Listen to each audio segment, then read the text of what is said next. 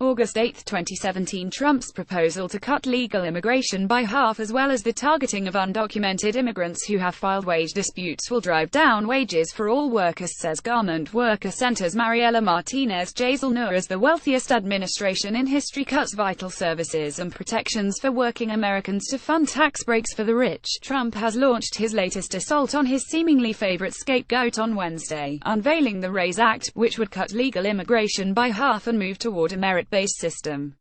Donald Trump: the RAISE Act will reduce poverty, increase wages, and save taxpayers billions and billions of dollars. Jaisal Noor. Trump was flanked by far-right Senators Tom Cotton and David Perdue, who's also a millionaire businessman. David Perdue: our current system does not work. It keeps America from being competitive and it does not meet the needs of our economy today. Today, as Tom said, we bring in 1.1 million legal immigrants a year.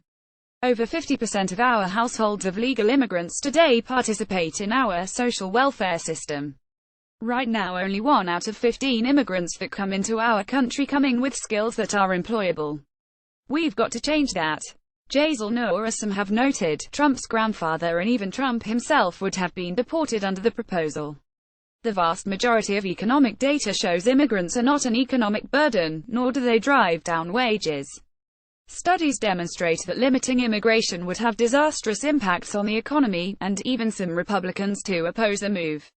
The release of the RAISE Act, paired with increased ICE arrests, are aimed at terrorizing immigrant communities to discourage organizing and ripen the conditions for more intense economic exploitation. Maintaining cheap labor is the primary concern of elites. On Tuesday, the LA Times reported ICE agents had been showing up at labor disputes seeking up to round undocumented immigrants.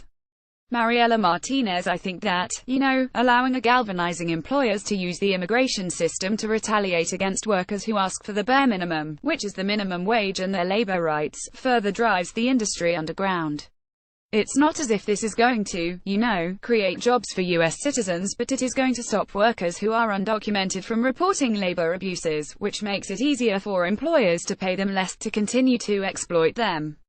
It drives down wages for everybody in the industry, because if you have one employer that is like a good employer that's paying people the minimum wage, hiring folks with documentation, doing everything right, but that person's competing with an underground industry where workers aren't reporting wages, then that's bad for that good employer.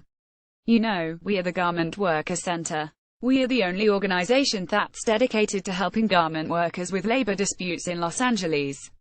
Los Angeles has a very big garment industry. It's around 4,045,000 workers, and it's the second largest manufacturing industry in Los Angeles. Our small organization's the only one that's really dedicated to helping those garment workers. We're also talking about an industry that has an 85% wage violation rate, right? So 85% of garment workers are receiving sub-minimum wages.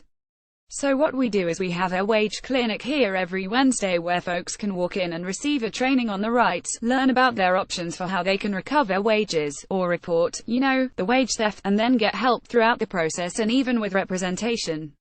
Jaisal Noor: I wanted to kind of get you to respond to another thing we haven't talked about. It's how Trump is using this rhetoric and the RAISE Act, and it's really turning the working class against each other, along with nurturing the spirit of white, working class racism, which we know obviously exists, and it helped fuel Trump's rise, but blaming one economic woes on new immigrants, even saying that, look, the current immigrants they're being impacted by new immigrants, they're driving down wages. Can you respond to his rhetoric and also the economic theory basing that on? Does that make sense from what you observe and what you know? Mariela Martinez: my response is that wages and conditions for all workers improve when all workers are protected against retaliation, right? When an employer can say, oh, well, you're standing up for your rights, so I'm gonna hire somebody that doesn't have rights. That's what is actually driving down wages. It's not the workers themselves when they go to work, they should be paid the minimum wage regardless of their status, right? And if we're able to enforce that, then we'll be able to stop employers from driving down wages in general. It's really not the workers that are driving down wages, but the employers who are choosing to exploit workers that are driving down wages. I would also say that it's not just undocumented workers that are, even the workers in the garment industry who have citizenship are being underpaid. So even those workers, like, are affected by the fact that, you have this industry where they're pressured to accept these jobs cause an employer will say, well, if you won't do it, I'll find somebody else that will. Trump put in a lot of his videos, when he was campaigning, like images of garment workers like in China or wherever stealing jobs, but the majority of the garment production that's happening here in LA, even though it's undocumented workers producing it a lot of the times, even though it's sub-minimum wages, they'll still put that Made in America tag on it and sell it Made in America, and you'll have all these people galvanizing Made in America. But if they really cared about the dignity of that label, they would help us enforce the minimum wage and make sure that these workers are getting that they're not being exploited. Jaisal Noor. Stay tuned to TherialNews.com for more on this story. This is Jaisal Noor. Comments. Our automatic spam filter blocks comments with multiple links and multiple users using the same IP address. Please make thoughtful comments with minimal links using only one username. If you think your comment has been mistakenly removed, please email us at contact@TherialNews.com.